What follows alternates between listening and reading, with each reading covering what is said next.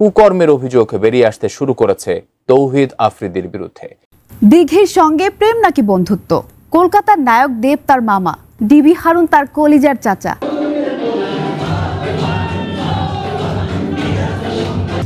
অনেক ভালোবাসি। আমি তো ভুলের কথা আছে, মনে করেন আমার পাশে দাঁড়াইছে। হ্যাঁ, প্রিয় দর্শক, আপনাদের অনুরোধে আবারও এই আফ্রিদি ও দিঘিকে ঘিরে আমাদের নতুন অনুসন্ধান। তো চলেন প্রার্থনা ফারদিন দিঘি ডান্স দেখে আজকের ভিডিও শুরু করা যাক।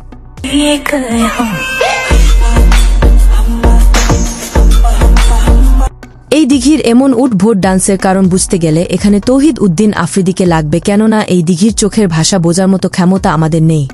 কেননা যাকে যার ভালো লাগে তাকে সবটুকু দিয়ে হলেও আপন করতে চায়, কিন্তু বিধাতা না চাইলে সেটা আর কখনোই হয় না। এই বাংলাদেশি জনপ্রিয় কন্টেন্ট ক্রিয়েটর তৌহিদ উদ্দিন আফ্রিদি গ্রেফতারের পর আপনাদের মনের মাঝে কি এখনো প্রশ্ন জাগে না যে এই ছোট্ট দিঘি হঠাৎ করে এত বড় হলো কিভাবে? এর পিছনে অন্যের হাত রয়েছে। এছাড়াও প্রার্থনা ফারদিন দিঘির যেভাবে সোশ্যাল মিডিয়ায় একজন ছোট্ট দিঘি থেকে হঠাৎ করে মারাত্মক দিঘিতে পরিণত হলো, এর পিছনে বড় একটি চক্র রয়েছে। সূত্র ধরে জানা যায়, তৌহিদ উদ্দিন আফ্রিদি গ্রেফতারের পর যখন তাকে রিমান্ডে পাঠানো হয় ঠিক তখনই সামাজিক যোগাযোগ মাধ্যমে এই আফ্রিদির ও প্রার্থনা ফারদিন দিঘির সাথে যে আফ্রিদির প্রেমের সম্পর্ক ছিল তা উঠে আসে। কিন্তু এই বিষয়ে এখন পর্যন্ত মিডিয়ার সামনে মুখ খুলেননি প্রার্থনা ফারদিন দিঘি। গোপন একটি সূত্র জানিয়েছে, আফ্রিদি এই প্রার্থনা ফারদিন দিঘিকে বিয়ে করার প্রলোভন দেখিয়ে দিঘির মধু খেয়ে দিঘিকে বাঁশ দিয়ে ছেড়ে দিয়েছে। তাই এই মারাত্মক ট্যালেন্টেড অভিনেত্রী দিঘি হঠাৎ করেই এতটা বড় হয়েছে।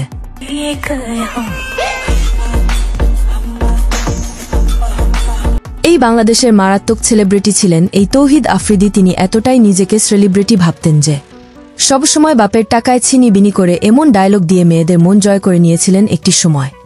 বাপের টাকায় বাপের ছিনিবিনি করতে আছে। কিন্তু আজ বলে দিতে চাই, এই মারাত্মক সেলিব্রিটির একমাত্র পুত্র সন্তান হয়েও আজ পর্যন্ত তাকে শুদ্ধভাবে কোথাও সালাম দিতে দেখা যায়নি। আগে চলেন এই আফ্রিদির একটি সালাম শুনে আসা যাক। আসসালামু আলাইকুম। আসসালামু আলাইকুম। এটা হাস্যকর, এই দেশের জনগণের জন্য হাস্যকর। এই সালামটি শুনে আপনার কি মনে হয় সে কি অশিক্ষিত?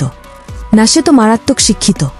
তাই সে এমন ভাবে সালাম দিয়েছে একজন মুসলিম ঘরের মেয়ে অথবা ছেলের প্রথম শিক্ষা হলো বড় হোক বা ছোট হোক সে যেন বড়দের দেখলেই শুদ্ধভাবে সালাম দিয়ে মত বিনিময় করে। কিন্তু বাংলাদেশের কালচারে বাবা মায়ের সামনে বলে দর্শকদের উদ্দেশ্য করে যে আব্বু ও আম্মু আমার বিয়ের বয়স হয়েছে, আমাকে বিয়ে দিয়ে দাও।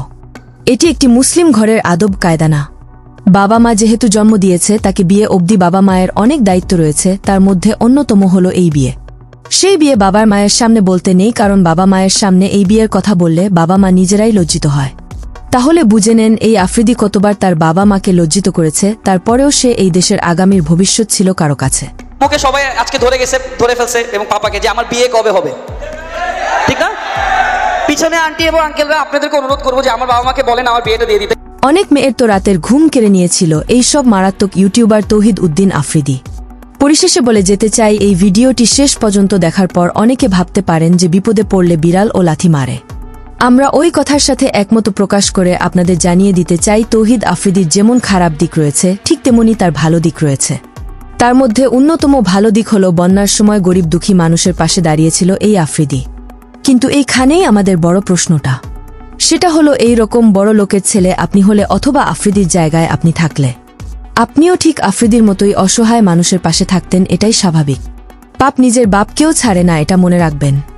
শেষমেশ এই আফ্রিদি ও বড় পর্দার অভিনেত্রী প্রার্থনা ফারদিন দিঘি হঠাৎ করে এত বড় হওয়ার পিছনে কার বেশি অবদান রয়েছে তা আমাদের কমেন্ট করে জানিয়ে দিতে ভুলবেন না, কেননা আমাদের কথায় অনেকের ভালো লাগতে পারে, আবার কারো কাছে খারাপ ও লাগতে পারে। আমরা সব সময় সত্যি কথাটা জাতির সামনে তুলে ধরাটাই আমাদের মূল উদ্দেশ্য। তোমাকে দেখলে না বউ লাগে আমার।